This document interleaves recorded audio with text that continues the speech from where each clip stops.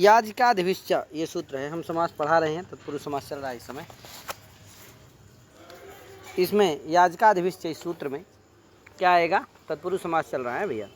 तो याजकादिभिश्च इस सूत्र में षष्ठी आ जाता है। तो षष्ठ्यंता भिन्नम सुबंतम और सुशुभा समर्थ इत्यादि सब आ ही जाते हैं। सूत्र का अर्थ होता है षष्ठ्यंता भिन्नम सुबंतम याजकादिगण पठित शब्द प्रकृति के ही समर्थ ही सुबंत ही सावा समर्थ सचा तत्पुरुषा। ठीक है। तो कोई कहा भैया ये बताइए, ये तो षष्ठी सूत्र से ही समास सिद्ध ही था, ये सूत्र की ज़रूरत क्या है? कहा नहीं भैया, त्रिकाभ्यम कर्तरिचा ये सूत्र से निषेध प्राप्त था, समझे कि नहीं? उस निषेध को बाध करने के लिए इस सूत्र की जरूरत है। वही देखो लिखा त्रिकाभ्यम कर्तरि इत्यस्य प्रतिप्रसवोयम, है कि नहीं? निषिद्धस्य पुनर्विधानम प्रतिप्रसवा। तो निषिद्ध हुआ षष्ठी सूत्र से प्राप्त था, उसका निषेध हो गया किसके? त्रिकाभ्यम कर्तरि से। पुनः उसका विधान कौन किया? निषिद्ध का विधान कौन कर दिया? विभिष्य। आता ही क्या है? प्रतिप्रसव है। किसका प्रतिप्रसव है? त्रिकाभ्यम कर्तरि। ठीक है भैया। ब्राह्मण याजकः, ब्राह्मणानां याजकः ब्राह्मण याजका अथवा ब्राह्मण से याजकः ब्राह्मण याजकः। यहाँ ब्राह्मण गस और याजक सु समास हो जाएगा। याजक कैसे बनता है? तो यज धातु यजे ण्यंतात कर्तरि ड़उल अकादेशा, है कि नहीं? कर्ति कर्मणो कृति कर्मणि षष्ठी ब्राह्मण से याजका। ठीक है। यानी यज धातु से ण्यंतात क्या करेंगे? ड़उल कर्ता अर्थ में ड़उल प्रत्यय करेंगे कर्तरि से, और उसको वो को आका हो जाएगा तो क्या बन गया? और ऋच है तो आदेश को वृद्धि हो जाएगी, अतुपधाय से वृद्धि हो जाएगी और ऋ का लोप हो जाएगा तो याजक बन जाता है। और कर्ति कर्मणो कृति से क्या होता है? कर्मार्थ में ब्राह्मणस्य में जो षष्ठी हुई कर्मार्थ में हुई है। ब्राह्मण कर्मक, ब्राह्मण कर्मक यजन याजन आश्रय इत्यर्थ, समझे कि नहीं? ब्राह्मण कर्मक याजन आश्रय। देव पूजक, देवानां पूजक, देव पूजक, देवों का पूजक। यहाँ पूजक शब्द क्या है? याजकादिगण में पठित है, इसलिए देव, इस जो देव में भी जो कर्म अर्थ में षष्ठी, पूजका में कर्ता अर्थ में क्या हुआ है? ड़बुल हुआ है, आँख हो गया है, तो कर्ता अर्थ उक्त है, कर्म थोड़ी उक्त है, इसलिए अनुक्त कर्म है, कर्म में से षष्ठी हो जाती है।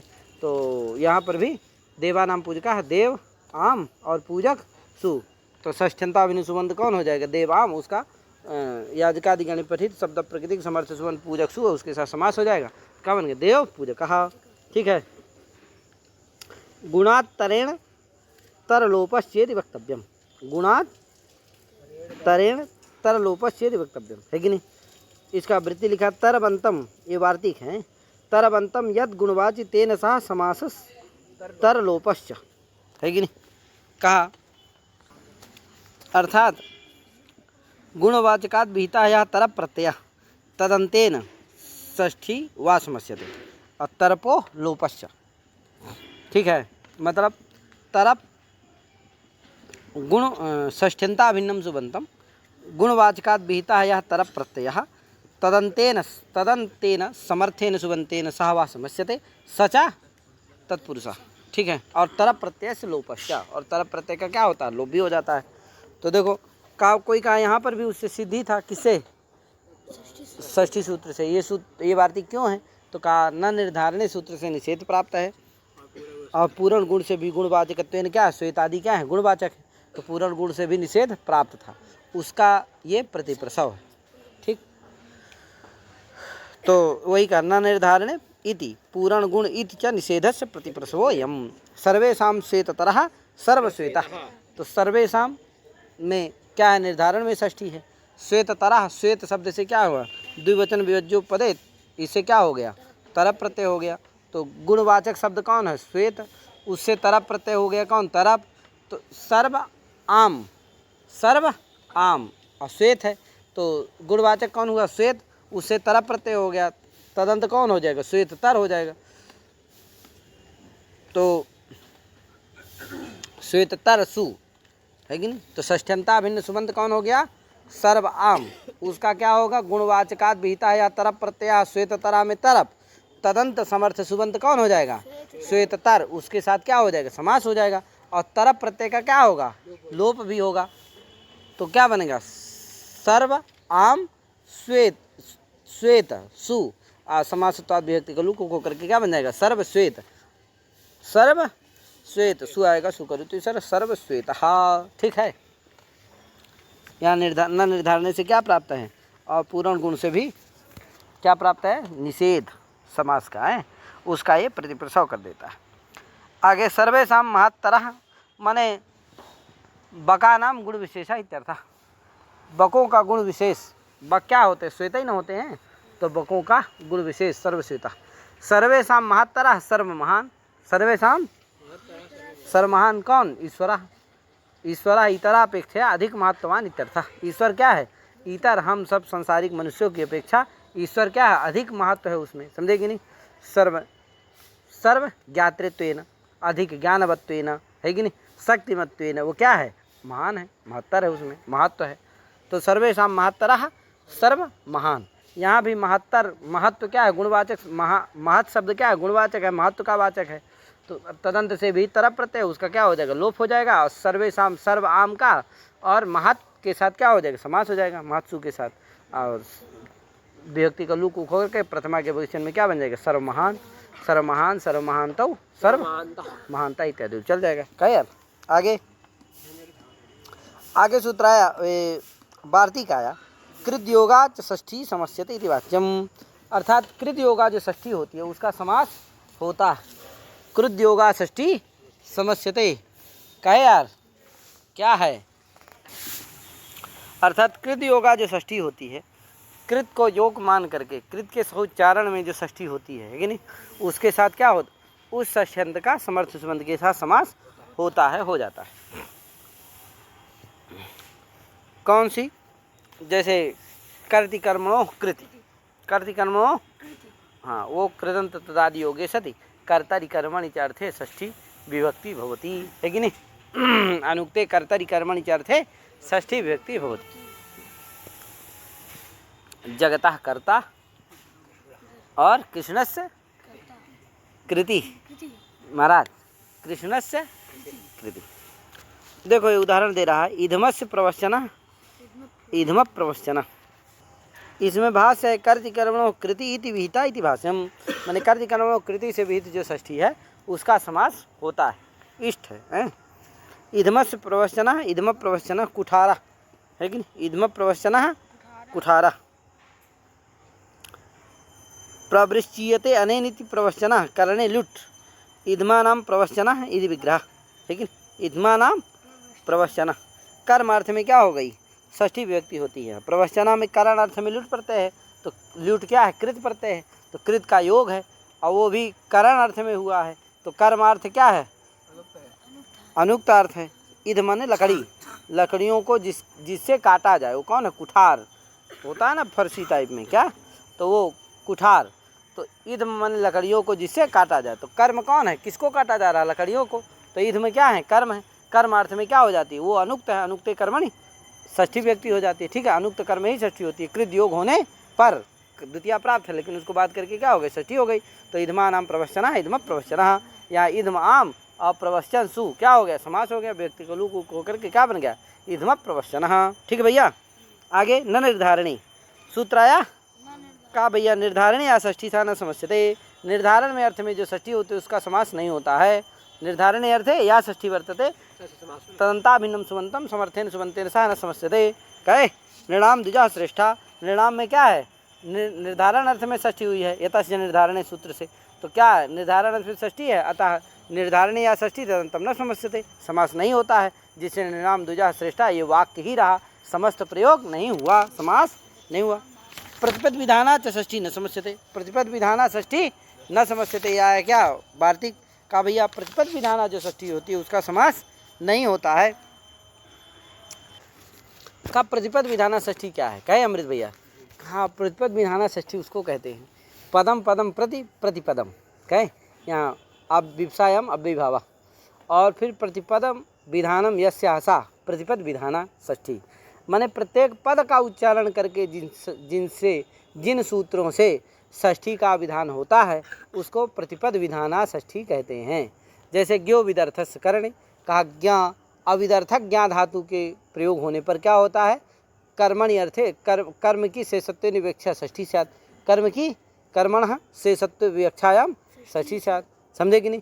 तो देखो अविदर्थक ज्ञा धातु का उच्चारण करके, अविदर्थक ज्ञा धातु पद का उच्चारण करके क्या किया है, शब्द का उच्चारण करके ये षष्ठी का विधान कर रहा है। इसलिए क्या है ये प्रतिपद विधान, इससे विधीयमाना जो षष्ठी होगी वो क्या होगी, प्रतिपद विधाना षष्ठी होगी। ठीक है भैया। और 8 सूत्र है जो प्रतिपद विधाना षष्ठी हैं। और ज्ञो विदर्थस करणे अधिकर्थ दय सांकर्मणि है कि नहीं, अधिकर्थक दय ईस इत्यादि धात्वर्थ जो कर्म उसकी विशेषत्व व्याख्या में क्या होती है, षष्ठी होती है। क्रिया प्रत्ययत्ने प्रत्यार्थक क्रि धातु के योग में भी क्या होती है, षष्ठी होती है। तो ये सब पदों का उच्चारण करके क्या कर रही हैं, षष्ठी का विधान कर रही हैं। अतः ये क्या है, प्रतिपद विधाना षष्ठी। एक चीज़ और है, प्रतिपद विधाना षष्ठी ये 8 सूत्र है जो क्या करते हैं, प्रतिपद विधाना षष्ठी यानी प्रतिपद षष्ठी का विधान करते हैं। प्रतिपदा षष्ठी का माने पदों का उच्चारण करके षष्ठी का विधान करते हो। कौन है 8 सूत्र भैया, तो ज्ञो विदर्थस्य करणे अधिगर्थदयसां कर्मणि क्रिया प्रतीयत्ने रुजार्थानां भाववचनानां अज्जुरेः आशिषिनाथः जासि निप्रहण नाट क्राथ पिशां हिंसायां व्यवहारिपणोः समर्थयोः कृतोर्थ प्रयोगे काले अधिकरणे। ये 8 सूत्र हैं, ये इनके द्वारा जो षष्ठी का विधान होता है उसको प्रतिपद विधाना षष्ठी कहते हैं। ठीक है। देखो बात ये है, थोड़ा सा बता देता हूँ, यद्यपि हम षष्ठी से सूत्र में बता करके आए हैं, समझा करके आए हैं, लेकिन फिर भी क्या करते हैं, बता देते हैं थोड़ा सा, उसमें आप अच्छे से देख सकते हैं। इसका मतलब ये है कि ये जो सूत्र हैं 8 सूत्र भी जो मैं बताया हूँ, इन सूत्रों में षष्ठी से क्या आती है, से की अनुवृत्ति आ जाती है, जिससे कर्मणा शेषत्व व्याख्यायाम माने शेष अर्थ में ही क्या करते हैं, ये षष्ठी करते हैं। शेष अर्थ में षष्ठी किससे सिद्ध थी, षष्ठी से ही सिद्ध है। शेष अर्थ में ये षष्ठी करते हैं और शेष अर्थ में षष्ठी किससे सिद्ध है, षष्ठी से ही षष्ठी सिद्ध है। अतः इनसे षष्ठी विधान करना, शेष अर्थ में इनका षष्ठी विधान करना क्या हो गया, व्यर्थ हो गया। अतः वही व्यर्थ पढ़ के ज्ञापन करते हैं। भैया किस लिए है, तो कहा कि भैया इनसे विधीयमान जो षष्ठी होती है वो षष्ठी ही रहती है, क्या नहीं होता, उसका लुक नहीं होता। लुक नहीं होता मतलब लुक प्रयोजकी भूता समासा न होती, समझे कि नहीं। इनसे विधीयमान जो षष्ठी होती है उसका लुक नहीं होता, लुक नहीं होता मतलब लुक प्रयोजकी भूत समास ही नहीं होता है। इसका मतलब इन सूत्रों के द्वारा विधीयमान जो षष्ठी होगी तादृश षष्ठंत का क्या नहीं होगा, समर्थ सुबंध के साथ समास नहीं होगा। इसी से वार्तिक फलितार्थतया आ जाता है प्रतिपद विधाना षष्ठी न समस्यते। इसी से क्या है, वार्तिक आ गया प्रतिपद विधाना षष्ठी न समस्यते। ठीक है भैया। वस्तुतः ये वार्तिक फलितार्थ है जो ये हमने बताया अभी कि ये जो 8 सूत्र व्यर्थ होकर के जो अर्थ को कहते हैं वही अर्थ वही ये वार्तिक कह रहा है। अतः वो तो उन्हीं से सिद्ध है, अतः उसी सिद्धार्थ फलितार्थ को ये वार्तिक कह रहा है, कुछ अपूर्व भूत ये वार्तिक नहीं है भैया है। तो जैसे सर्पिशो ज्ञान, यहाँ ज्ञो विदर्थ से करने से क्या हुई है, सर्पिशा में सर्पिश शब्द से षष्ठी व्यक्ति हुई है तो सर्पिशा बना है। अतः ये षष्ठी कैसी है, प्रतिपद विधाना षष्ठी है। अतः इसका क्या नहीं होगा, ज्ञान सु के साथ समर्थ सुबंध के साथ समास नहीं होगा। तो षष्ठी से समास प्राप्त था लेकिन क्या हो गया, इस वार्तिक के द्वारा निषेध हो गया, निषेध समास नहीं हुआ तो सर्पिशो ज्ञानम ऐसा वाक्य ही रहा आया। अब आगे सूत्र है पूर्ण गुण सुहितार्थ सदव्यय तब समानाधिकरणेन। पूर्ण गुण सुहितार्थ सदव्यय तब समानाधिकरणेन कहे। देखो पूर्ण गुण सुहितार्थ, यहाँ अर्थ शब्द है, इसका क्या करते हैं, सभी के साथ संबंध होता है, पूर्ण के साथ, गुण के साथ और सुहित के साथ। तो पूर्ण इसका समास कर लेना, पूर्णम च गुणश्च सुहितंच, पूर्ण च गुणश्च और सुहितंच इति पूर्ण गुण सुहितानि। और फिर पूर्ण गुण सुहितानि अर्थो येषां ते पूर्ण गुण सुहितार्थाः। और फिर करना पूर्ण गुण सुहितार्थाश्च सच्च अव्ययञ्च तव्यश्च समानाधिकरणञ्च इति एतेषां समाहारः समानाधिकरणम् और तेन समानाधिकरणेन। ठीक भैया, यानी पूर्ण गुण सुहितार्थ सदव्यय तब समानाधिकरणेन, यानी कि पूर्णार्थक, गुणार्थक, सुहितार्थक और सद, अव्यय, तव्य प्रत्यांत और समानाधिकरण के साथ षष्ठी का समास नहीं होता है। ये सूत्र षष्ठी समास का निषेध करने वाला सूत्र है, ठीक है ना। माने पूर्णार्थक समर्थ सुबंत के साथ षष्ठ्यंत का समास नहीं होता, गुणार्थक समर्थ सुबंत के साथ षष्ठी का समास नहीं होता है, और सुहितार्थक समर्थ सुबंत के साथ षष्ठी का समास नहीं होता। सत के साथ, सत प्रत्यांत के साथ, है कि नहीं। तौ सत, तौ सत, सत्र शांचौ सत्संग उस्ता का यार, सत्र और सानच क्या होते हैं, सत्संगक होते हैं। तो सत्संगक जो सत प्रत्यांत, सत्संगक प्रत्यांत है, उनके तत्प्रकृतिक समर्थ सुबंत के साथ षष्ठ्यंत का समास नहीं होता है। अव्यय के साथ समास नहीं होता है। तव्य प्रत्यांत के साथ समानाधिकरण, तव्य प्रत्यांत के साथ समास नहीं होता है षष्ठ्यंत का। और समानाधिकरण यदि उत्तर पद हो तो उसके साथ भी क्या नहीं होता है, षष्ठ्यंत का समास नहीं होता है। एक एक का उदाहरण बताने जा रहे हैं। देखो इसीलिए लिखा है पूर्णाद्यर्थ ही। देखो अर्थ शब्द का किसके किसके साथ संबंध हुआ है, पूर्ण, गुण और सुहित के साथ, क्योंकि उन्हीं के अंत में अर्थ शब्द है। नियम है द्वंद्वान्ते श्रूयमाणम पदम प्रत्येकम अभिसंबध्यते, तो द्वंद्वादौ द्वंद्व मध्य द्वंद्वान्ते च, तो यहाँ द्वंद्व के अंतिम में पूर्ण गुण सुहित तक क्या कर लेना, द्वंद्व समास है। उसके अंत में अर्थ शब्द के साथ बहुब्रीहि समास है, अतः उसके अंत यानी समीप में है कौन, अर्थ, इसलिए प्रत्येक के साथ संबंध हो जाएगा पूर्ण, गुण और सुहित के साथ। तो पूर्णार्थक, सुहित, गुणार्थक और सुहितार्थक प्रकृतिक समर्थ सुबंतों के साथ षष्ठ्यंत का समास नहीं होता है। पूर्णे उदाहरण दिया, सताम षष्ठा, पूर्णे सताम षष्ठा। षष्ठा, सताम षष्ठा में जो षष्ठा है ये पूर्ण प्रत्यांत है भैया, पूर्णार्थक प्रत्यांत। क्यों, सर्वनाम पूर्ण इत्यर्थे, सर्वनाम पूर्ण इस अर्थ में क्या होता है, तस् पूर्णे डट, इससे क्या हो जाता है, डट पर डट होता है। और सट कति, कतिपय चतुराम थुक, इससे क्या होता है, थुक आगम हो जाता है। तो क्या बनता है, सस्था, आगे आ, सस्था आ, अटी का लोप हो जाता है तो सस्थ बन जाता है। क्या बनता है, सस्थ। और फिर सस्थ में क्या होता है, वो ष्टुत होकर के षष्ठ बन जाता है, था कुठा हो जाता है ष्टुत, तो क्या बन गया, षष्ठ। तो क्या बन गया, षष्ठा, सु आएगा सुकृत षष्ठा। तो सर्वनाम पूर्ण षष्ठा, जो षठ संख्या जहाँ पूर्ण हो वही क्या है, षष्ठा है कि नहीं। जैसे 6 लोग हैं बैठे हैं, तो 1 2 3 4 5 6, तो षठ संख्या जिसमें पूर्ण हो वही क्या है, षष्ठा है।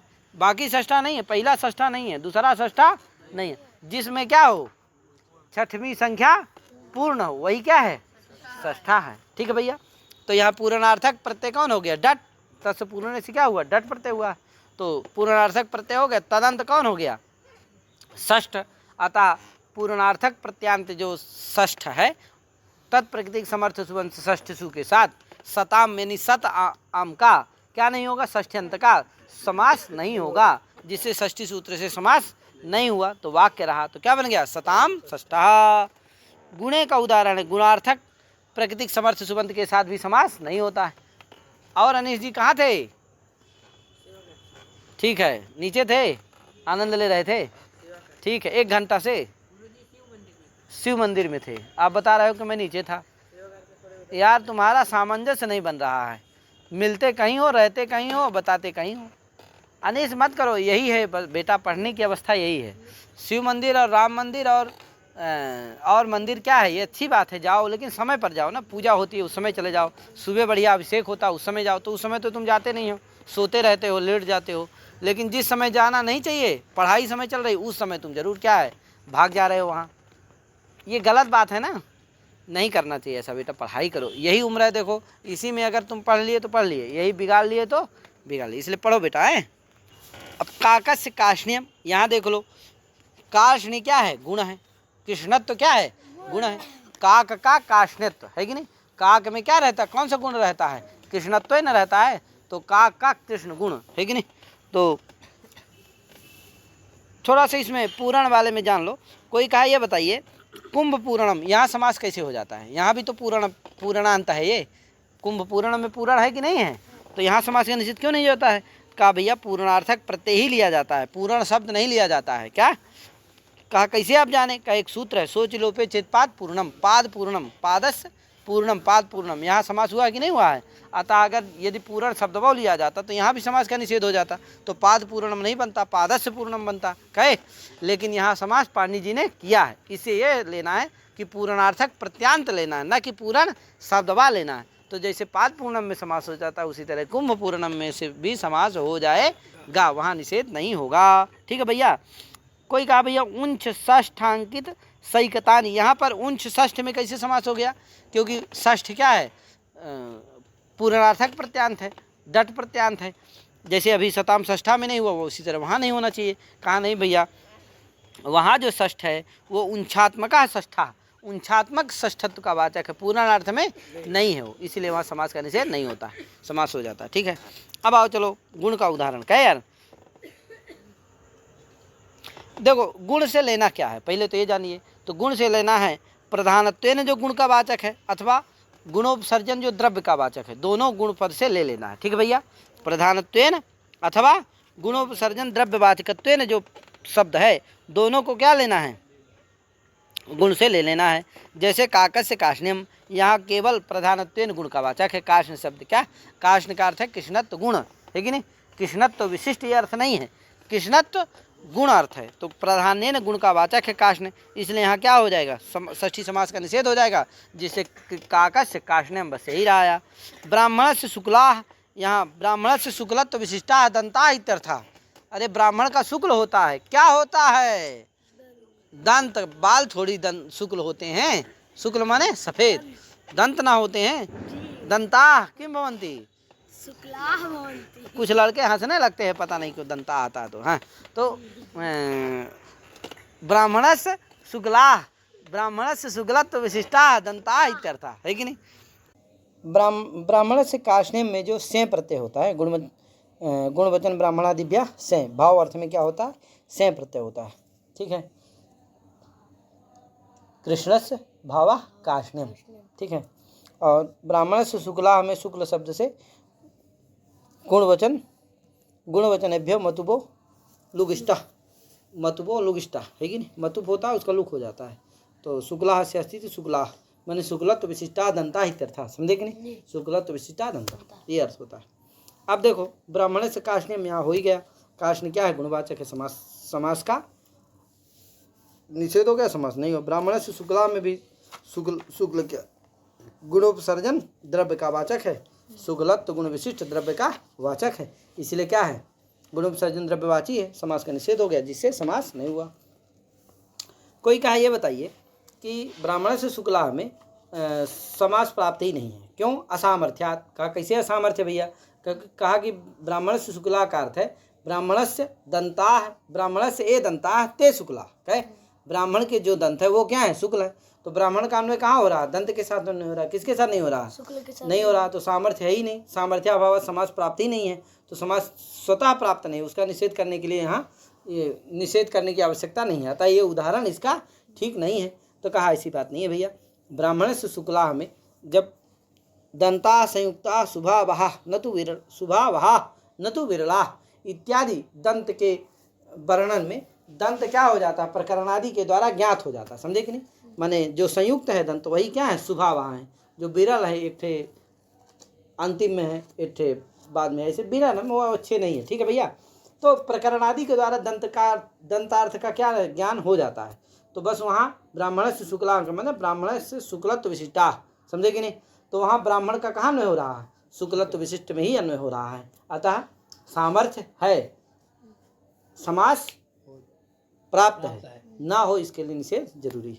इसीलिए देखो वृत्ति में भी लिख रहा है कि यदा प्रकरणादिना दंता इति विशेषम ज्ञातम तदेव उदाहरणम, तभी क्या है उदाहरण।